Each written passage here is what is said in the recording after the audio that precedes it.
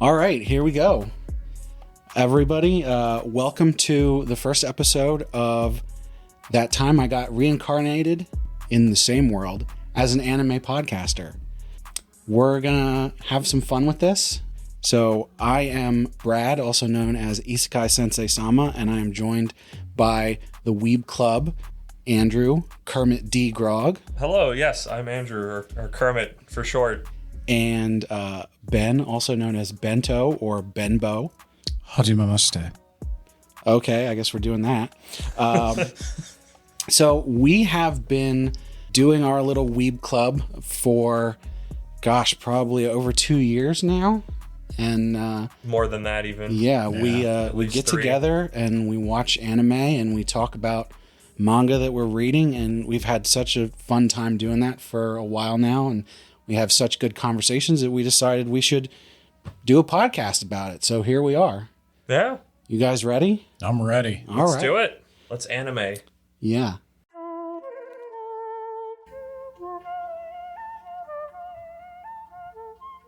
So as I mentioned in the intro, we have really good conversations about the things we read and the things we watch. And so we wanted to put that out there into the world and lock those conversations down, as it were, in perpetuity. Let you listen in on our endless anime ramblings. I'm still very attached to the idea that I was just recently pushed in front of a train and I woke up right here with a microphone in front of my face and a loose outline of what I need to talk about.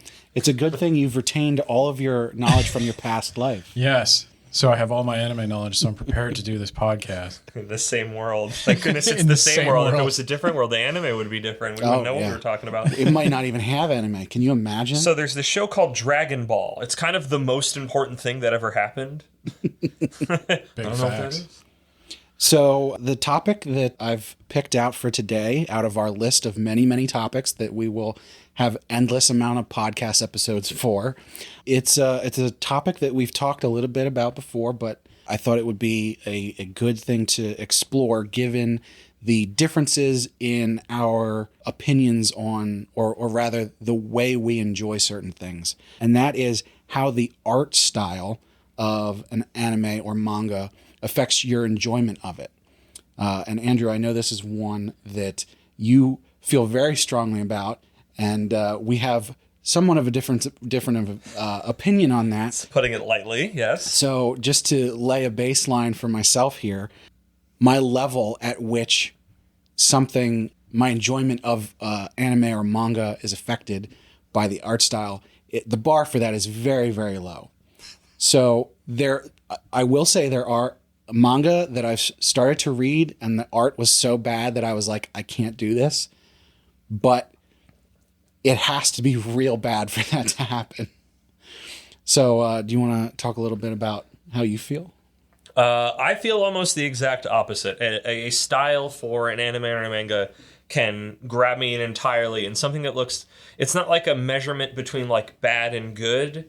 I feel like the measurement is more generic and interesting. Even just the subtlety of this artist draws kind of faces in their own little way, that you can kind of see that, and not just I learned this from a how to draw manga book. Because there's just something about that's why I'm into anime and manga. It's the visuals of it. A cartoon. This does not look like life. It can be vibrant. Things can look weird, and there's just some part of that makes something more intriguing, that it looks different. If it looks too I guess it's very much judge a book by its cover, and sometimes that can do a lot of good, and sometimes I can miss something that's probably really good because it's this looks like everything else, I'm going to skip it. But I feel like that also lets me get in on things that other people might go, ooh, this doesn't look good at all, and I'll be like, oh my gosh, there's nothing else that looks like this. Novelty and appearance is always very important to me. The one that jumps to my head the most, that I don't think I've seen anyone that I know ever talk about or reference, is I believe it's called Ping Pong the Animation. It's 10 episodes. I want to say it came about about a decade ago, and just about these kids playing ping pong in high school. And it's relatively mundane, and if it was any other sports anime or cute girls doing XYZ, it'd be whatever. But it's so... I would say the art is almost ugly. It has this sort of animation but also rotoscope sense to it. but it was just so weird and different, and nothing else looked or moved like it. That's definitely the thing with animation. When things just sort of move in ways I haven't seen anything else, like that just does a lot for me for checking something out and my enjoyment of it. So what you would say then is that even if something is like drawn visually realistic or something like that, it needs to have some kind of stylistic hook for you to really get into it? It's a major thing that helps me either stick around in the beginning or can ward me away from either trying it or sticking around in general. I mean, obviously, I wish I had examples of things that were generic enough that I avoided them, but they were generic and I forgot about them. You know, my memory is not always the greatest, so having something that is so different that it makes an impression helps out a lot for me and my enjoyment of things, I guess. I think an interesting data point for you recently was the Idaten anime. I was really hoping you'd remember the name, because I'm like, I want to reference this, but if I don't have the name, this conversation is going to be garbage. So that Idaten, it was a manga that I had been reading that I really enjoy, and not particularly because it has a quirky art style, but I enjoyed the story of it, and I thought the art style was interesting, so I suggested it. We watched the first episode, and you seemed to like really get into it for the first episode. I loved the visuals. That thing, from what I remember, the stuff that show did with like color and just the way people looked and moved, it was so different. It wasn't afraid to experiment with its color palette, but not in like a very like generic but garish way. It was kind of doing its own thing. It had an almost JoJo type little bit of a flair to it, which I really appreciated. And I'll tell you, the animation itself, they really they took it a whole lot further than the manga did, and really stylized a lot. They had like the transitions that they used were like really like bright and like flashy. Is like, I don't have the proper words for it. It's very eye-catching. Yeah, it was. I thought they did an excellent job with the animation, especially considering the art style is sort of quirky. If you don't look at it too closely, you could say that it's not good. Like, it's almost, there's not too much detail to it. But if you actually look closely at it, it is highly stylized. So, and it's very consistent. It's a very strong word for me is stylized. I love that kind of stuff.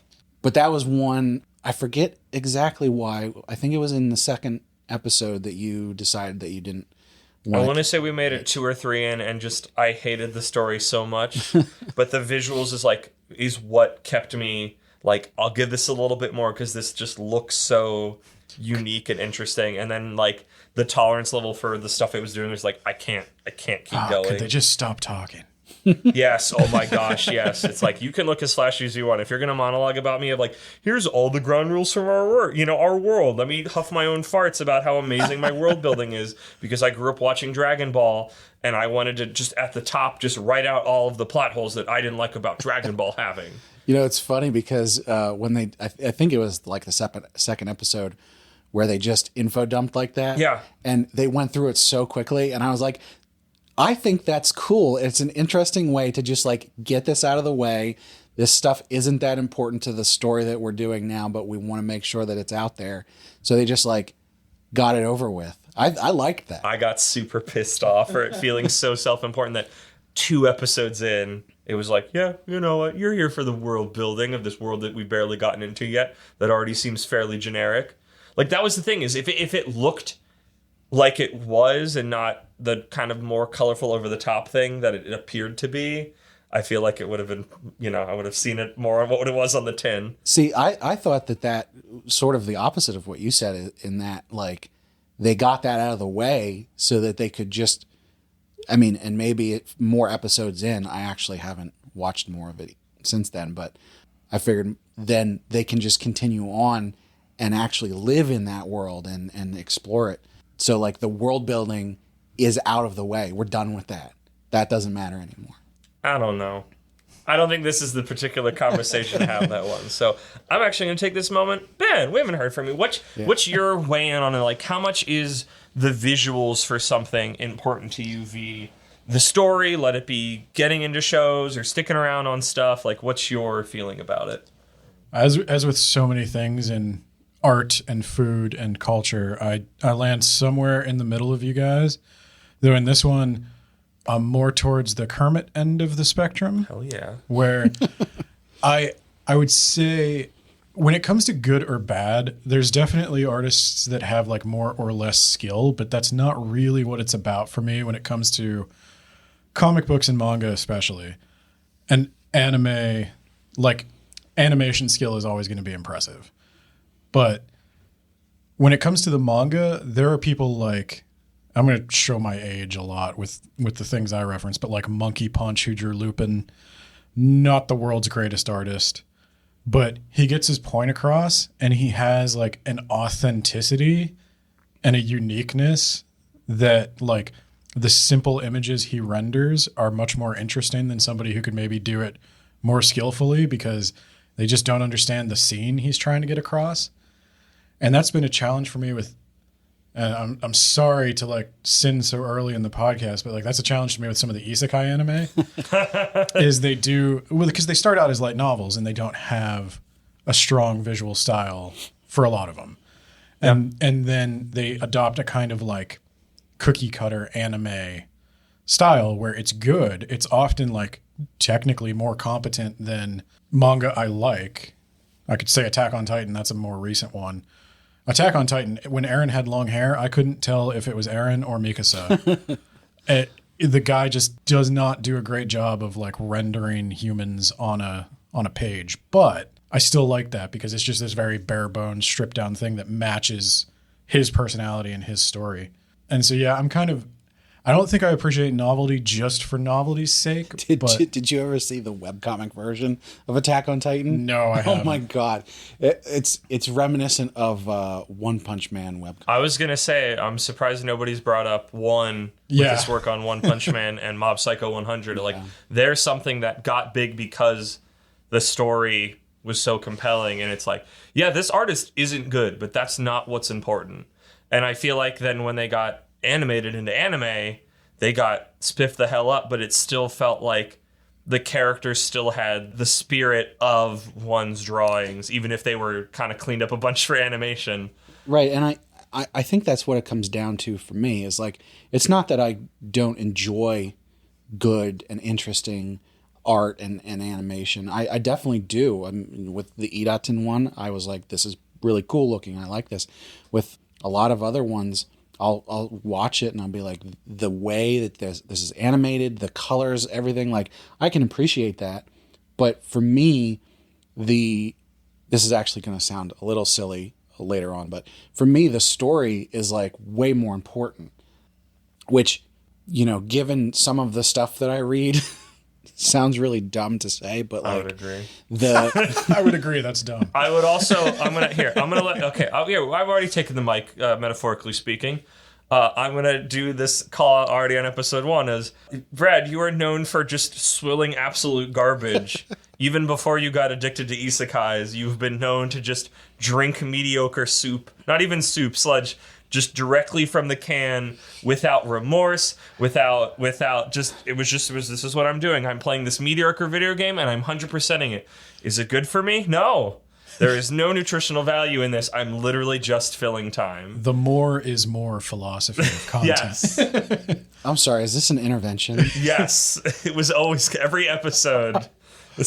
Well, no, I think the story's fine. And that's why I say I'm somewhere in the middle, because I can enjoy, like, I liked Log Horizon. Log Horizon was one of those ones that I say would have a cookie cutter style, but it did enough to make me like it. And then the guy got busted for tax evasion, and I don't know if I'll ever see the rest of it. But it's more important to me with a graphic novel than it is with an anime. But with a graphic novel, like, you have the option of just, especially in Japan, you have the option of just writing a light novel if you don't have anything visual to add. So if you choose to make a graphic novel, you should do something that works for the material that uses the medium. Like, I'm always going to appreciate that more. It's like, you could be the most talented, I don't know, violinist, and you might be able to just play any song that's put in front of you. But if you don't really know what the song's about, you might not play it as enjoyably as somebody who really feels it. To truly perform it, where it like kind of resonates with it. And sometimes I feel like I guess we'll go to manga more because that's what you're talking about. My brain's thinking. It's like sometimes it can just be like the art is serviceable enough to communicate the story, and if the story is strong enough, it'll still be a good time. And sometimes I feel like it's just like it resonates, and it's just like this, the way that the art style is makes everything better, and especially with a manga where you don't have like timing is done visually through you looking at frames and turning pages. I know we have all read Spy Family. Mm-hmm. Which that art is incredible. And I think because of the way that the art is and how everybody looks, like it's such a unique, it's still obviously very like manga anime, but it's very much got its own feeling to it. And I feel like it adds to what makes that manga so great. And then when you get like, you know, the king of things for manga and anime of like being able to do art is like a good reaction face can make or break a punchline. Yeah. And I feel like, here's the bridge we can do is that different genres, I feel like, benefit and opposite benefit from more interesting art styles. Like, I feel like in a comedy, you're going to get a lot more kind of quirky, off-the-wall kind of stuff. That is true. There's definitely something to be said where the story can be missing something important if the visuals aren't there to support it. Well, and I am a hypocrite in this regard because I have never read One's webcomics. Yeah, neither have I. I've seen some of the images, but yeah. I've seen the images. I've only seen it immaculately animated for television on what is seemingly like a movie budget. You know, that's really interesting you say that because I have also never actually read the webcomic, even though I'm just sitting here saying that the story is more important. And I think the story of One Punch Man is amazing. Like, but goddamn, there's a limit. I'm just reading the Murata manga when it comes out. It's like, but that is also one where the visual, the art style and everything is impeccable. So it's also like, I sort of don't want to spoil it. Well, and that is a nice example though, because there is a story there where Murata like involved himself in that project because he was passionate about it. Yeah. Like literally going, hey, I really like what you're doing with this. Can I draw it? Like that's, I mean, one actually like did interviews about this and everything, but like, you just got to think like if you're a writer or something and someone comes along that you are so enamored with already and is like, hey, I like what you're doing. I want to be involved with it. Like just, he must have just like for days just been on cloud nine. Something popped into my head, and Ben got at it a little bit earlier, but I think one of the reasons that I like a vibrant art style and I really don't like generic ones is I have a hard time a lot of time keeping track of characters, especially their names, and if everybody looks really samey, like that's the real thing with like if art is actually like bad functionally, where it's like I can't always keep track of how many characters are here, what do they look like, who's speaking at any given moment. Like sometimes something can just be hard to read by virtue of like it takes me a moment to figure out the flow of action or who's speaking, or again, like just I'm bad at remembering faces and things like that. So when something's it's why I like things that are very stylized, that everybody has a really particular look. So I love anime in general because people got crazy colorful hair, and for me that is an easy identifier for me to remember people. And if we've got a whole bunch of like, here's the kid with brown hair in a student uniform. Here's the kid with different brown hair. This kid's got black hair. Oh, this girl has blonde hair. That's interesting. But like none of the design, like I don't remember them. I get them confused. I forget what their character bits are. You know, we take a week off in between before we watch the next episode, and it's just like I don't remember who these people are anymore. I've forgotten these story bits. So like I need that extra like, here's freaking this character. They've got this crazy hairstyle. They wield this crazy weapon that no one else has anything similar to. Like, I think that's why I've always, even just at a baseline, gravitated towards cartoons and even more towards, like, the more crazy art stuff, especially with an anime, because I just remember it better. It helps me keep track of things better because it's so different than life, and every character is so different and easily memorable and discernible. It's really interesting you say it because it actually gave me a bit of a revelation here where I think that our differences of opinion on this come down to how we consume this particular media. Because do tell. So just to give this is the first episode, so I have to let everybody know that I am completely and fully addicted to reading manga. You said it, not me. To the point where I read, 10 plus chapters of various series every day. What was your number back in the day before the number got messed up on Manga Dex? Oh, yeah. Because it kept growing every week when we were remote. Every week it was how much bigger has this number gotten of his read list? It was over 700, I want to say. I was going to say over 300. Jesus Christ. No, you clearly forgot about it. I remember it going above 500 being a big deal. I think, but that's what it comes down to is like, I am reading so much stuff. And it's interesting you talk about like the characters have to look different, because I can tell you half of the stuff that I read, the characters look exactly the same, not in the same series, but across different series. Because like generic anime protagonist, you can only draw so many different ways. Pisses me off so much. Anytime I see generic anime boy, I go, F off. I'm not doing this. I don't like you. You are not me. So the thing is like, if I cared a lot about the art style, like to your level, or maybe even to Ben's level, I wouldn't be able to do that. I wouldn't be able to consume my trash the way that I want to. If I cared, I couldn't consume trash. That said, I will say you are spot on about like keeping track of people, because a lot of times if one of the ones that I'm reading only comes out once a month, or there's a hiatus for a while or whatever, I have to go back and read the previous chapter to sort of like get back to like what the heck is going on, who are these people, because there's so many that I can't actually remember all of them all the time. There's definitely like 100 or more that if you just said it in front of me, I would be like, oh yeah, this is what happened, because I do get invested in a lot of them. But then the other 600 or however 50 many billion I'm just consuming because I want my dopamine. Put the glasses on. Consume. So I think, you guys are much more Discerning.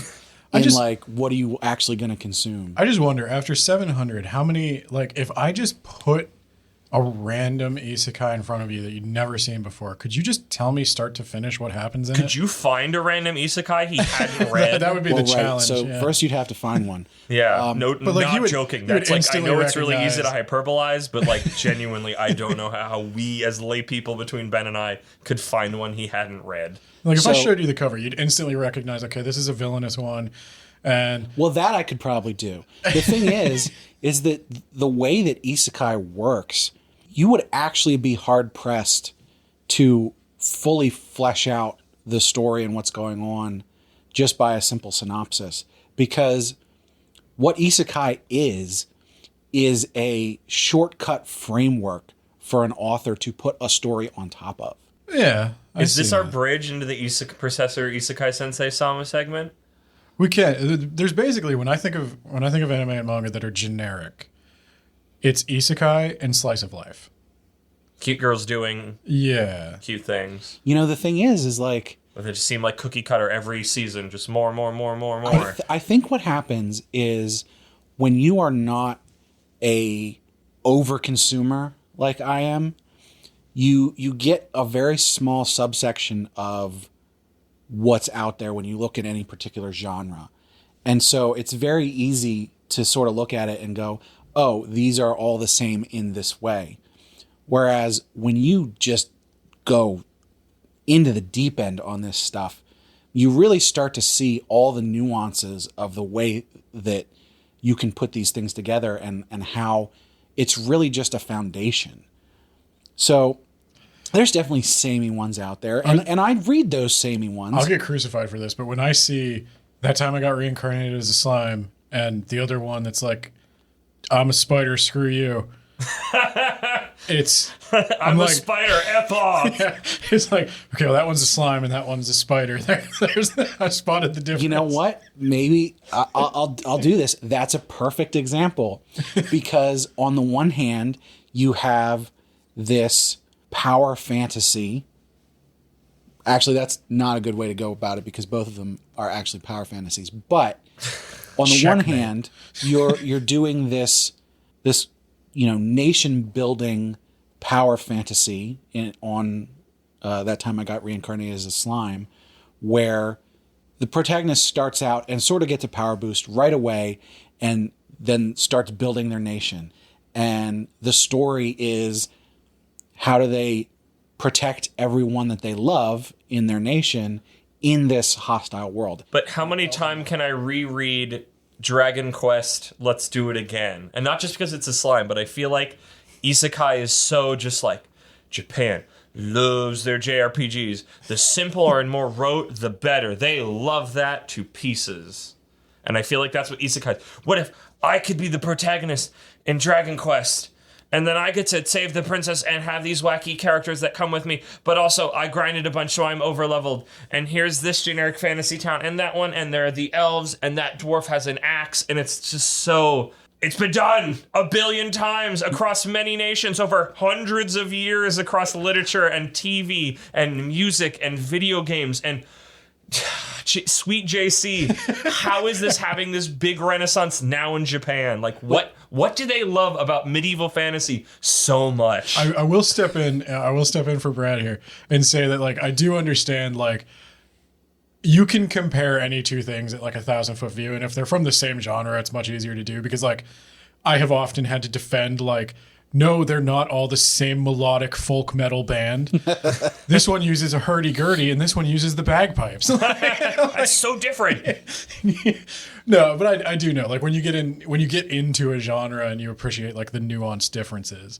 But that's what I'm saying, is that you... Oh my God, we're so far off topic. Anyway, why not? That's why. What you're doing is, when you have that central piece of the generic JRPG in a fantasy medieval setting, you have a base that so many people can relate to, that you can then build something more intriguing off of. It's like a meme, so you don't have to lay the groundwork Exactly. of establishing. Like, you can just you know what's going on here. So now let me tell you what's different. I guess it's I have picked. Hi, welcome to Andrew Kermit's little psychology into my own brain corner. I have never liked medieval fantasy, and it has always been the thing that is usually the most popular.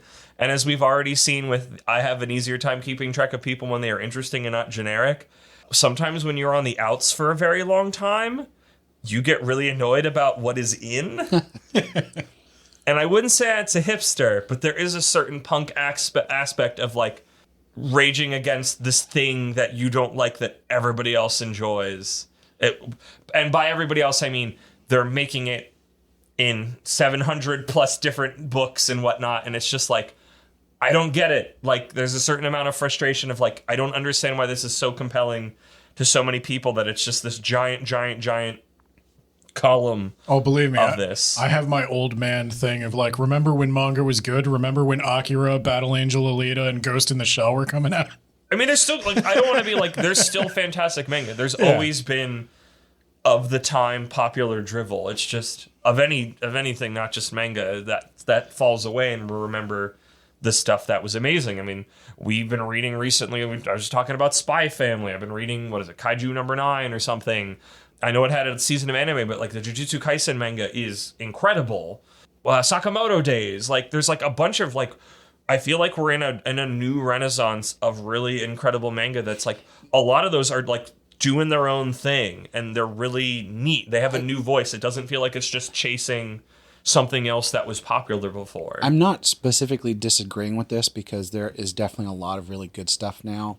But I think the trap we fall into is we look at the entire landscape and go, look how much crap there is. But the thing is there's 7 billion people in the world. Like, it's not strange that there's tons and tons of content. Somebody needs to make the crap, and somebody needs to eat it. Right. And they I'm trying. They always were making the crap. But like, there's just more now, and I know about it more. The stuff that we remember is the good stuff because it was good.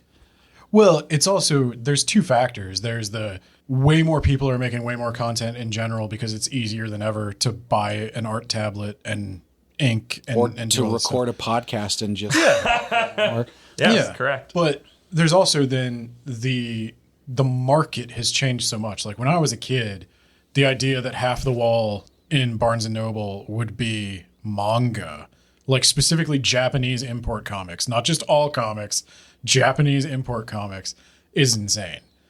So every little thing is getting translated. And then you've got these like scanlators and fan subbers who are just falling over themselves to get the next Please big one. support the official release.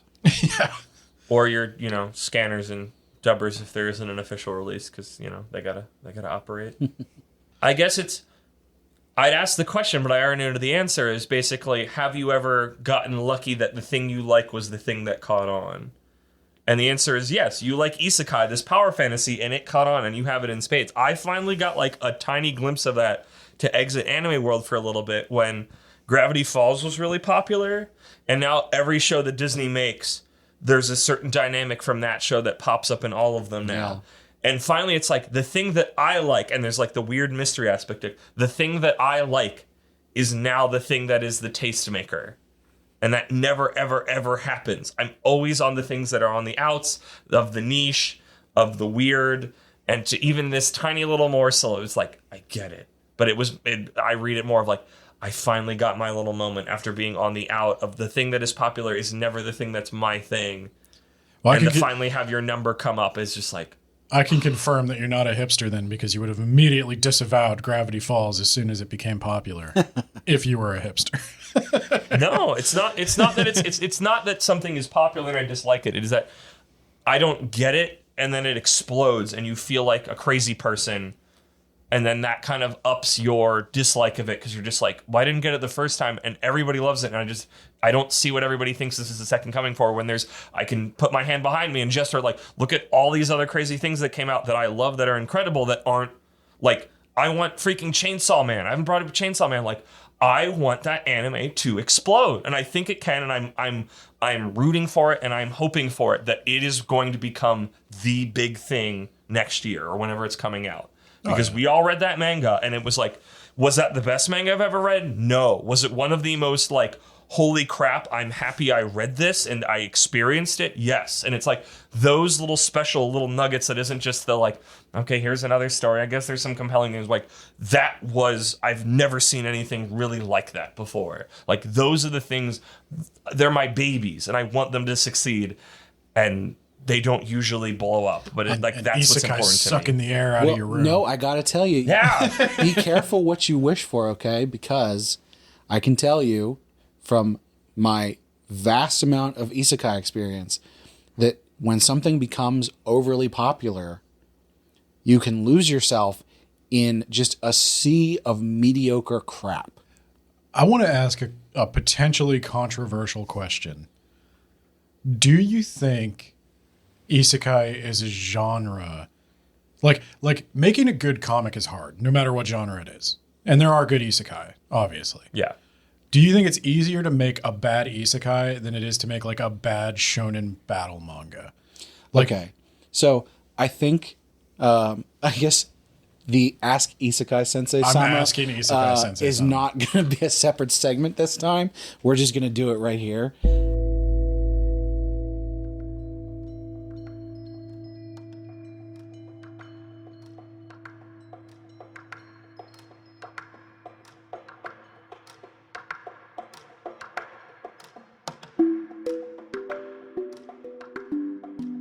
I touched on this a little bit before. Isekai can be a genre. Like, it does incorporate, a wide variety of things. So, like, if you were to compare it to another genre, like, well, no. So what I should say is it's a subgenre. It would be classed under probably fantasy. So you have these overarching... This is like sci-fi, space opera? Yeah, something like that. The thing is, and space opera does this as well, underneath that, there are endless sub-genres. And you might not even call them subgenres at that point, but just certain themes that tend to get mixed together. Like what I said earlier is, what happens is you use that as a base. It's a jumping off point that your general audience already has some concept of, And isekai, especially if you're doing the, here was a Japanese person who got reincarnated after getting hit by a truck, or fell through a hole into another world, or fell asleep at their desk and woke up in another world, or was summoned as a hero to another world, or put on a VR headset and went into another world. Like, that's your jumping off point. And what it does is it allows your audience to go, I understand how this person thinks because they were similar to me in my own world, and now they're in this other setting. So their base knowledge is very similar to mine. It allows you to put your audience in that space very easily without having to set up a whole bunch of stuff beforehand, which is why in every single isekai, the person immediately goes to the other world. You've got like 10 panels max of Japan. Because they know, but that's working under the purview that you resonate with that person, which is one of the reasons I don't like isekai. Well, right, you have to, I mean, for most isekai, if not all at this point, you have to have that baseline knowledge of Japan. I'm a nerd and or shut-in. I went out the one time and I pushed somebody out of the way and I saved them from the car, and then the truck killed me instead. And even though I lived as a complete garbage human my entire life doing nothing, this little bit I did before I die, now I get all of my just rewards in the next life. Like, yeah. Well, see, that goes into the other tropes that you can use with that, which is, you know, your overpowered protagonist. It becomes the power fantasy. But there's so many other ways that plays out. Just the short list that I was able to come up with, you have, you know, your hero summoning, which could also be mixed with the overpowered protagonist trope. You've got harem, where all of a sudden this person who never had a girlfriend when they lived in Japan is now drowning in women. Right. Because that's going to be healthy. Another one that comes up all the time is the villainous one, where the girl who played the Otome games, right, the visual novel, is transported into that, but she's the villainous character, and so she has to figure out, should she actually be the villainous or should she change it up? And if she changes it, is the game going to try and put it back to how it was? You know, you've also got slow life isekai, where the person, you know, when they lived in Japan, they worked for a black company and they worked all the time and they overworked themselves to death. And so when they wake up in this new world through one of the means of transference, of isekaiing, now they're going to live their slow life because they don't want to overwork themselves again. And the thing is there's actually one more, which is the suffering trope, which I'm not too big on, but it seems to be very popular recently. Oh, do tell. I don't know about this. So that's something like the beginning of Shield Hero, or there's another one called, I suffered watching that episode of Shield Hero. Yeah, there's another one called Redo of Healer that came out recently, where it's basically like a really horrible thing happens to the protagonist, either for just the beginning or for a longer amount of time. And then most of the time it turns into some kind of revenge fantasy. That's fun. People are really into that now. That's fun. You know, I read a couple of them, but those are lower on my list, although I do really like Shield Hero because it turned away from being just suffering and revenge to actually more of a generic one, which maybe people don't like, but I enjoy it. But my point is, what happens then is you have these various tropes. You have your base of person who lived in Japan, so here's their base knowledge, goes to this other place that's unknown. And what you can do then is you can mix and match all of these different things into just what amounts to an endless amount of stories. Now, as we've seen, as we've talked about, if you look at it just at the surface level, they all look the same. But when you get into it, the variety is like off the charts. And don't get me wrong, there's definitely the same thing over and over again. There's probably 10 different series that I read that are the same as another, 50 to 100, almost beat for beat. But the fact that you have all these various tropes that you can use, it's like a chef creating a new dish. You know, you can mix these things together that you never would have thought of before. But like the base of a piece of bread or a roux or whatever, your base that you start with is the same for all of these different dishes. Oh yeah, I've had like 100 different hamburgers, and they're all different. Well, and some are more delicious than others. Right. It's the difference between a regular cheeseburger with American cheese and lettuce and tomato versus a Buffalo Swiss burger. Yeah. Yeah. Well, this is the reason I compared it to Shonen Battle manga, because Shonen Battle manga all have the same thing. There's world as you know it, but there's one weird power everybody has, and you can work real hard to develop it. And you will eventually encounter people who use that power in creative ways, and you'll have to work harder than them to level up and get new powers, and then you'll win eventually. And it's always the same arc. It's all about like work hard and win, work hard and win. And then Isekai, there's a lot of different genres, and there are definitely standouts. The standouts to me are the ones where the characters have arcs. Because I think a lot of Isekai I've read, like if I just dip my toe in without really knowing what I'm looking at, I probably tend to stumble on the bad ones. Well, I mean, that's most of them. Yeah, so. because Isekai, it's got like a creepypasta. Yeah. I thought you were just going to say creep. No.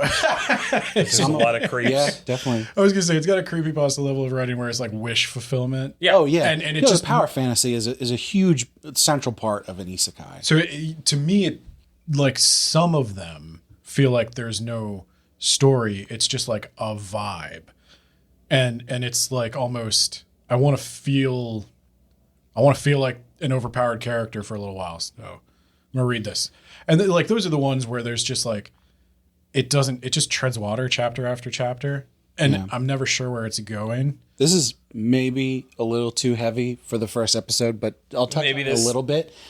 We've talked about this, but I really got into the isekai stuff during a pretty dark period of my life when I was having a lot of, issues in my personal life, and that power fantasy and escapism sucked me in and allowed me to, escape from that for a little while. It's why I can't fully begrudge you on being into it. Because you can't fully begrudge me because I own it.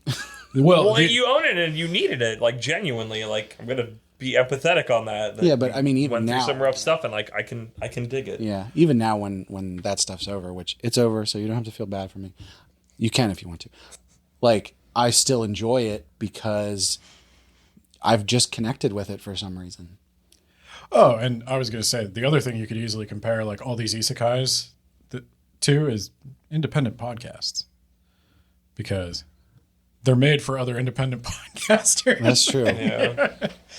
But you are not an independent podcaster and you are listening to this, please leave a comment. Yeah. Tell me how wrong I am. But yeah, it's interesting, and I just wanted to I didn't necessarily mean to take us straight into the isekai discussion, but I feel like it was there though. It's when we talk about, it's always going to be there. Isekai gets so many light novels. I think that's the thing. There's so many isekai light novel to anime adaptations, and it happens with slice of life too. Those seem to be really popular light novels. Well, both of those are genres where it's very easy for an author to get people deep into the story immediately because the author knows that everyone has this sort of base level of experience that they're going to have their protagonist have. It allows you to just dump people right into basically the middle of the story and say, you already know all of what this character knows. Now you can experience everything with them instead of having to establish a brand new character.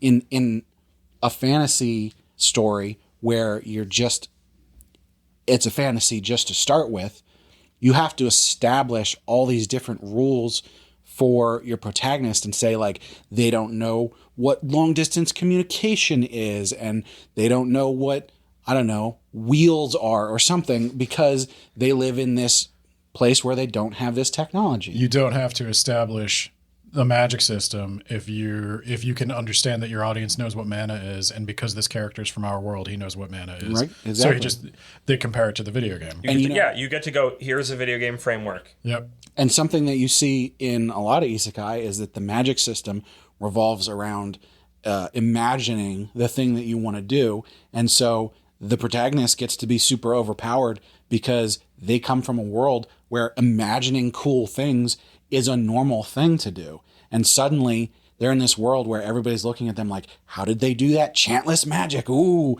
And it's like, well, it's because I just imagined that fireball in my head.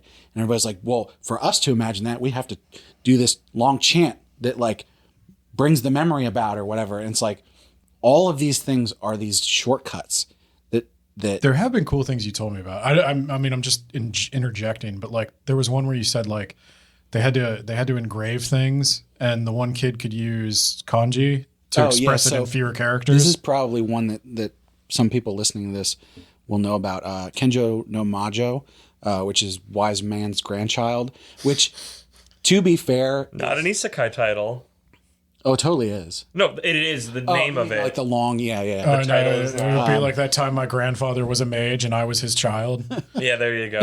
But yeah, so that's actually, it was a fairly popular. I was my grandfather's child. I fucked that up. You can do cool things with uncle and his grandpa. Like in that one, to enchant things, they have to write down the spell on the thing, basically. And because kanji can express something in much fewer characters, he was able to engrave those enchantments in a much smaller space and make things much more powerful because he can put more characters. See, like that's dope. Like Brad, like that is akin to like this corner that we're on between the two of us, that like we could be on the same bus of loving isekai, because the thing that explicitly pisses me off about isekai is that these are nobody's given great power, but what I want is somebody who worked hard in life and then gets to take that situation into another world, and then they get to just freaking beat everybody because they did that.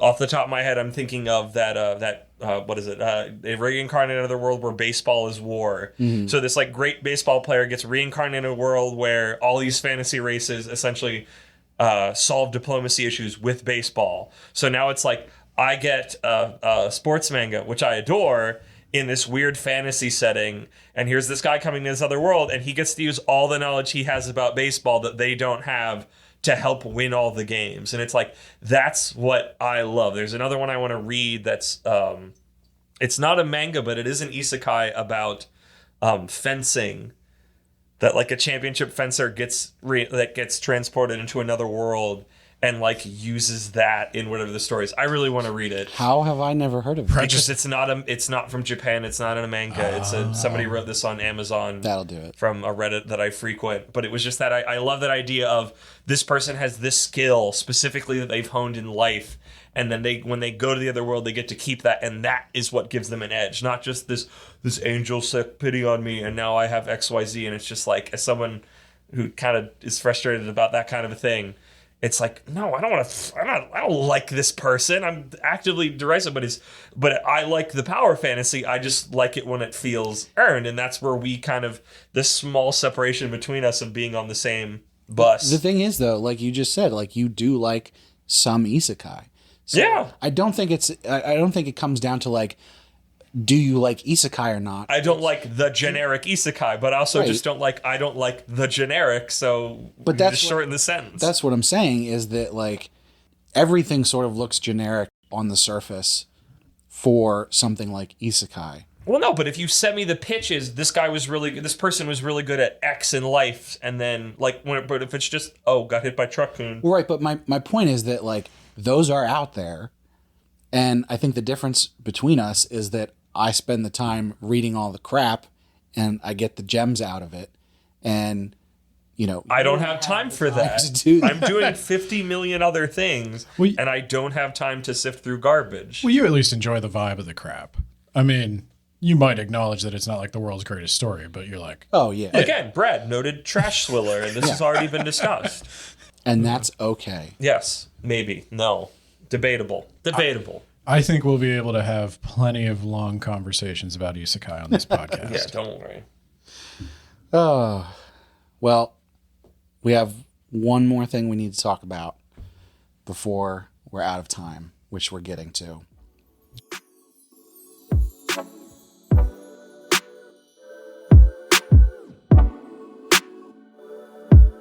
So no Frieren.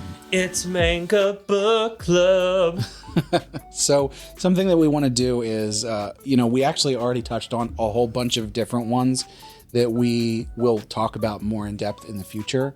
But we want to have a part of this where we talk about at least one specific manga or anime that we're reading or watching that we really want to get out there more.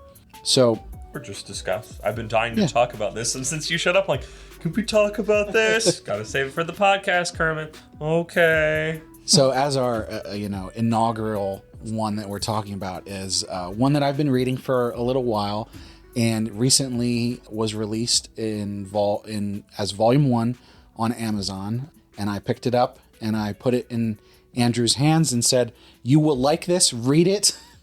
And I said, "I don't know. This looks like generic fantasy, but for you, buddy, I'll give it a shot." And you know what? I devoured this thing within a day's span. Could not help myself. It was the weekend, and I'm going to read the first chapter, so I've got a little bit of a jump start while I've got time, and then I'll read the rest of it during the week closer to the day, and then I just ate it. I ate the entire thing and was like, "Is there more?" And he's like, "This one's pretty new." Not really. And I'm like, dang.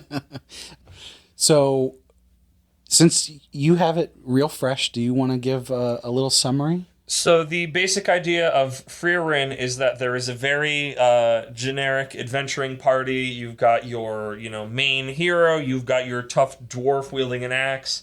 You've got your kind of priest, healer, cleric guy. And you've got your, elven spellcaster. A very D&D party. We've been done it. They're just getting back from beating the final boss of the Devil King, because it's always the Devil King, and it's just I'm rolling my eyes as I'm reading all this stuff. And then it's but it's interesting that you're starting at the end, and then the story is basically about that the elf ages so much slower than everybody else, and that even though they went on this entire journey, she never really got to know them at all. And I think it was something 10 years that they journeyed together. Yeah, not an insignificant amount of time. And obviously you don't see any of that. Well, you don't see it before you get to the end, which is the beginning. They do periodic flashbacks throughout. But it's a lot about the elf as the decade, literally decades pass by, especially after the main hero passes away. Which they pick up. So I want to say they defeat the demon lord or whatever. You don't even see him. They are literally, it starts with them coming back. And then it's something 30 years, or no. Is it 80 years later? I think it is. No, I don't think it's that far. They'd all be mega dead. Maybe it's here. I'll look. But it's a good chunk of time. So what happens is they just defeated them. They jump to the hero passes away. He's the first one of that party to die at an old age. So he got to live a nice long life. And then, so they go through a little while in that period, but then they jump even further forward in time. So you end up, because I want to say at the start of every chapter, it's 32 years after the hero's passing or something. Yeah, everything is charted off of that. And it's a lot of just her wandering, reconnecting to her other party members for a little bit, going to places they had visited, and literally just trying to find meaning in something. Right. And so the thing that is just amazing about this is the way that it explores human emotion and connection and relationships, because the main character, Frieren, the elf, when she first joins up with the hero party, is already over 1,000 years old, I want to say. And so she's at this point where she can't really make connections with other people because they don't have long enough lifespans. Even the very long-lived dwarf only lives 300 years or something like that. And so... Well, I love that she immediately has a hard time reckoning with the fact that to her, she spent a month working on location with these people. But to them, she was a huge part of their lives. Right. Yeah. That she can spend a decade on a singular task somewhere, and it's like, yeah, whatever. And like I guess a little thing of that is that she takes on a human, it's human, right? Yeah. Apprentice, where it's just like, yeah, you can spend a decade or however many years sitting here doing this, but like that person's clock is ticking. You've taken off, we're in Fantasyland, like an eighth of their life just futzing around this forest for however many years. Yeah. So it really, when I started it, it really grabbed me immediately because the way that it explores how someone who really doesn't seem to have emotions learns about emotions and relationships is just so well done. And it feels very real to me. It's very somber without being bleak. Yeah, I mean, there's definitely, especially at the beginning, there's a lot of like very heavy stuff. And something I'll say to you, I guess both of you, because I'm way farther ahead than you guys, but reading the first volume, you get a whole lot of stuff all at once, and then it really spreads out. Like, they go on a journey, her and her new apprentice and some other people along the way. Yeah. And that journey spans, 60 chapters, like it's still going on. So, but each step of the way, there's these little bits of like how these people are connected, how the new people that she finds connect to her, and like her growth, which is sort of amazing if you think about it, because she didn't have emotional growth for 1,000 years. And then all of a sudden, in what for her amounts to a few days, she has this so much emotional growth. So one thing I will say, given that you've just started reading this, is to temper your expectations a little bit, because while I still really enjoy it and it does have those beats, it's much more spread out after the first. As long as it can keep the emotional beats, like that's what really intrigued me. I guess tying this into our previous conversation, it doesn't feel like sometimes manga feel like the thing they're like about on the surface is also as important as what the theme is, and this very much feels like this is 100%. The trappings of the fantasy trappings feel like just a vessel to talk about these themes. Yes, definitely. Like One Punch Man is like that before it becomes another shonen battler, where it's just like this just happens to be the vessel for us to explore these feelings. We're not really around for like that they went on this quest and all the other normal trappings for all this. It's a, hey, you already know this stuff. We're not here for that. We're here to it feels there's no like joy of like she used the spell and she fought an orc or something. Like there's no like power fantasy like that. It's more of just exploring this like, here's this person who lives forever, who has incredible power and is just spending their time finding weird like specifically weird niche magic. It's like a history almost. That's the important part, is that like when she battles, she uses the same spell like the whole time, but she is so obsessed with finding new magic that is super innocuous, like magic that lets you clean a teapot, or magic that keeps you warm at night, or just like the most random things. She's mundane, constantly almost seeking out these grimoires that have this very mundane magic in them. Meanwhile, she knows this super powerful spell that is the only one she uses when she fights the demons. But also that she's trying to find this supposed, grimoire for talking to the dead so she can speak to the hero. And it's like of the idea of, getting connected to people before it's too late. Like there was a lot more heavy themes than I was expecting, I guess. Well, I will tell you, you'll probably latch onto this better than in One Punch Man. What happens is it sort of evolves into just the shonen battler kind of thing with like big battles happening constantly. It becomes the thing it's parodying. Yeah. But it always has that undercurrent. Saitama is always running around in the background and will pop up at times and just sort of like pull the rug out from under the whole thing, which is what keeps the parody going.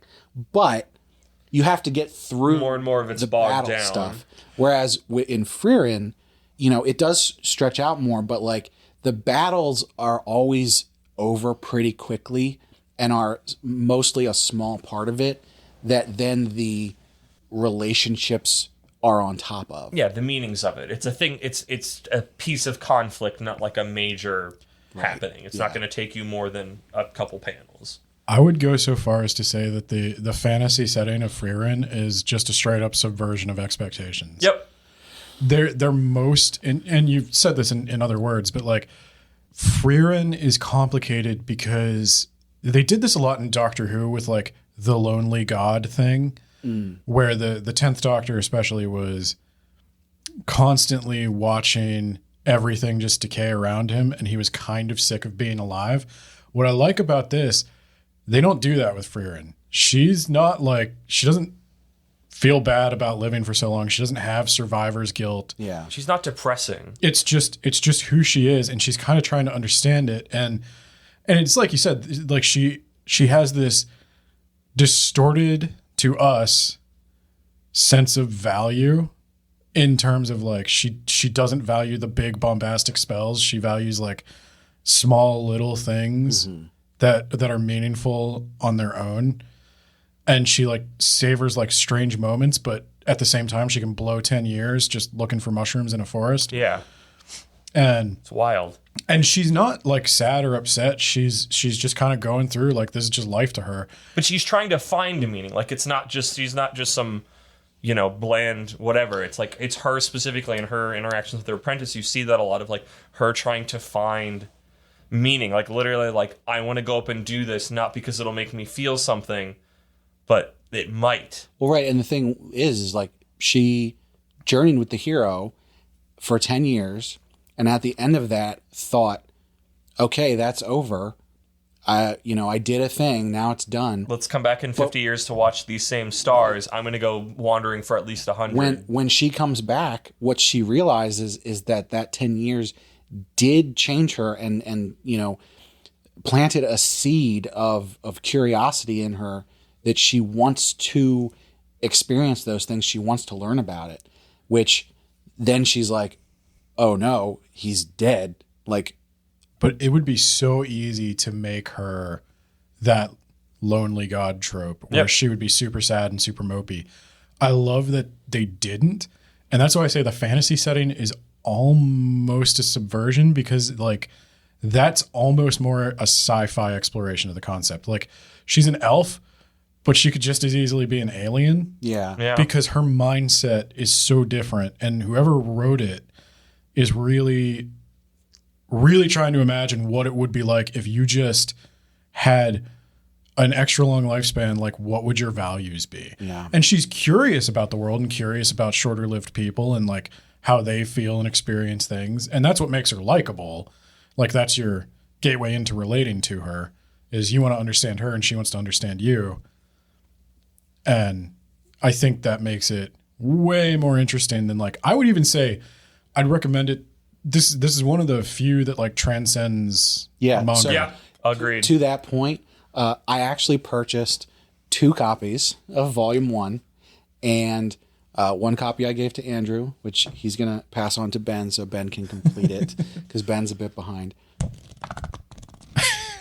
The other copy, my wife is currently reading, someone who is not into anime or manga at all, although she did say she wanted to try and get into anime. She watched a couple episodes of some things, but and when she's done reading it, I'm going to hand it over to my mom, because this is why we wanted to talk about this one first, and it's the most important recommendation we can give so far, because this really transcends the medium. Well, you have to get... Okay, I'm going to be real, though. You have to get through at least the first 2 chapters, because the first 2 chapters do something that we talked about a lot rewatching through Full Metal Alchemist Brotherhood, where there is comedy in moments that feels very almost irritating and out of place. And then it freaking drops that and it just does its thing for the rest of it. And like when it finds its footing more, but like there was a lot of moments in the first one where it's just like, here's a really serious note and a funny joke. Haha, the priest, he does a drink. He is a drinky priest. Isn't funny. He's so tall. Corrupt priest. Ha ha ha. And it's like, guys, like we're trying to have a moment here. It's like, haha, no, funny. He's old. He's like, he's so corrupt. He drink, he take money, in it ain't funny. Hey, Marvel took all the wrong lessons from that, because that shit's happening in every Marvel movie now. Yeah, we can't have a single serious moment without a Whedon-esque joke. Yep. I'll tell you what, though, in Frieren, Maybe he got it from anime initially. it is important, though, in Frieren, because it sets up, because I think we gloss over this a little bit, but the real length of the story is they're following the steps of that original journey again. Correct. And as she goes through these various places, goes to these villages that she was at 100 years ago or whatever it was, and sort of re-experiences things. There's flashbacks. Yeah. And goes and she's re-examining those moments and go in a different light now that she's, I guess, more enlightened. And so the different personalities of the priest and the hero and the dwarf are much more important when you get to those set pieces. I think what you're saying is correct. I just don't think this author is very good at humor. No, because it feels like old anime humor where it's like, haha, this guy's bombastic, he's weird. You don't expect the priest to be like. It's been too long since I read the first couple chapters, but I like the humor in it. It got better. Like after it stopped doing that, like every couple of panels because the priest was still present. After that, it was like when those little moments came up, like, oh, this is nice. But in the beginning, it was just like, we specifically talked about this in something else recently, and I was like very on. Not that I was going into it on alert, but I was very more receptive and sensitive to that stuff of like, okay, guys, I get it. Wacky, zany anime. Ha, ha, ha. There's some cool things going on. Can we pay attention to those? And then it does. For as much as I love Japanese culture and the Japanese language, I don't like Japanese humor. I mean, it's not even just the author. Like, culturally, it does not click for me very often. I have laughed at certain things, but like, the only anime I have genuinely laughed at within the last 10 years is Jujutsu Kaisen. I was going to say Jujutsu Kaisen is so funny. That is definitely a masterclass. And that's got so much Western influence. I was going to say it's almost probably because it's more my culture's humor than a traditional Japanese one. Cromartie High was really good. I haven't seen that. That one I feel like when they can when it's like, it's not like wacky zany comedy where it's a lot more like thought out stuff. That one was. And we will be talking about Jujutsu Kaisen maybe in 3 episodes. I will reread chapters to be able to better talk about this stuff from the beginning. Depending on how this plays out, who listens to it and likes it, we'll change some things up. Let's not bite too much off. Yeah. There was one scene in Frieren I just wanted to mention. Sure. And I feel like I could have read too much into it. So, Andrew, you'll have to tell me if this actually happened. There is a scene where she goes to a village and they have a statue of the hero. And she looks at the statue and like in the art, she looks at the way the people look at the statue with like her half-lidded thing, like her half-lidded gaze she looks at everything with. She's always like very like nonplussed by everything. Yeah. And I like read into that she was like analyzing how they had honored this dude and how like his memory had lived on and how all these people like didn't even know him, but he means so much to them. And I don't know. That was a little bit of like, and the art for Frieren is not super stylized or unique. No, it's somewhat generic, although they go real heavy on the backgrounds. But I feel like they use the generic character designs in a way that like they're still communicating a lot visually. Yeah. Like, and I could be reading too much into like that look she gave the statue. No, but like, I'm there with you. You get that feeling of like, that's what I love about this is you get this feeling of time of, this was important enough that they built a statue of it and people still care about it, but it's kind of fallen in disrepair because there's just not as many people who are still alive who remember him and value him. And that's why it's interesting that she shows up and cleans the statue with one of her weird spells that she got, her little niche spells. And I think that's neat. Yeah, read Frieren, like genuinely. Yes. As someone who you could hear me for the last, however long the episode will be cut down to, railing against a lot of things that it is. on the surface, I really loved it, and I'm really excited to read volume 2.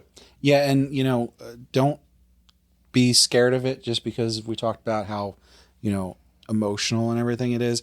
It's got some levity to it, but it's also just an interesting journey that they go on. So I believe the next volume is coming out sometime in January, and then the third one is, I think it's January, February, March for the first.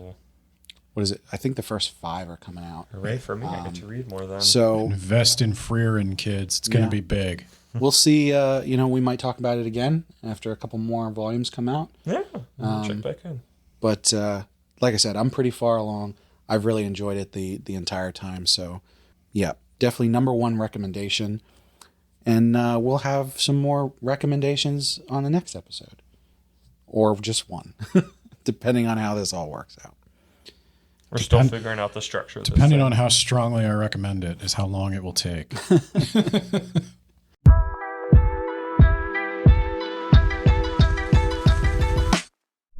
So, with that said, I think we're well over our time now. So, thanks for listening. If you have been, which I hope you have been, pay attention if you have this turned on. Well, you're going to be Seriously. chiseling the statue out of the marble we've created. Yeah, we'll see. So if you're listening to this as a podcast, definitely subscribe or follow on whatever platform you like to use that you're listening to this on. If you're listening to this on YouTube, definitely subscribe to our YouTube channel. Drop a comment. Yeah, definitely like, comment, and subscribe. Leave a 5-star review on iTunes. And Podchaser. Make 2 accounts. That said, if you're not listening to us on YouTube, definitely check out our YouTube channel, because we also do unboxing, which is we get a monthly subscription box of Japanese snacks called Boxu, and we unbox it and we talk about it, and we have a lot of fun making those. So definitely check those out and like and comment on those too. All of the social media things, do them. Oh, and that YouTube channel is That Time I Got Reincarnated as an Anime Podcaster. But you can find links to those things in the description of the podcast or on YouTube. So check that stuff out. We got a couple plugs here. We'll start with Ben, who is our resident professional podcaster. Oh, I don't get paid. I have another podcast and a Twitch channel, both called Words About Books. If you like reading books, or if you just like hearing somebody describe them to you, check it out. I like to listen to Words About Books because I don't want to read books. That's a valid way to consume Words About Books. And I will say it's an excellent podcast. I listen to it every week, and Ben and his co-host Nate do an excellent job of outlining the different books and talking about the various themes. I definitely recommend it. And if you watch him on Twitch, he needs more followers, so do that. I do. We're on the road to 50. Woo! Make an affiliate. Andrew, you got some stuff you want to plug? You can find me wherever you get your podcasts at Ramble Rousers. It's just kind of a podcast. We talk about different topics. Sometimes I interview my friends. Sometimes Weebs Club is on it. I think the last episode we did was about copyrights, and other sort of creative idea things. So I'm not sure when we'll do another of those. That's very much a thing that I update when I get struck with a flash of, let's record something. So, subscribe to it so you can get a random gift one day in the future. If you enjoyed this conversation that we had at all. Oh, 100%, yes. Definitely check that out, because I think we've done 3. Is that right? At least. And there's some other ones with some other people. Not necessarily specifically anime or manga, but various philosophical things, and we have fun making those too. Very, very free range podcast feed. Just kind of whatever I'm working on that strikes my fancy gets tossed in there. So. Oh, and that recent episode you released with your director friend Josh, I want to say. Yes. That I recorded a year ago and then finally got around to editing. But that was really good. I enjoyed that. Oh, thank you. Yeah. I got to start those up again. You have a YouTube channel? No, I mean I did, but I don't remember what it's called. No. I think it's called Kermit. I think it's just called Kermit the Grog on YouTube. And similar to the podcast feed, whatever random little video bits and bops I've been working on. So you can also find some of Andrew's stuff on Keeping Friendship Magic, right? Yes, my friend Forward Progress runs that. If we're continuing this, so go check out that. He does similar, and he's been on a couple times before of talks about other pop culture things, but usually with a little bit more of a psychological, scientific eye to them.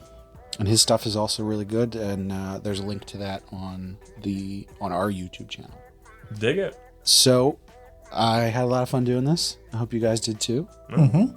And I think we're going to do this again. Not sure how often these will come out, but I had fun with this, and we have so many topics that we want to talk about. So once again, thanks for listening.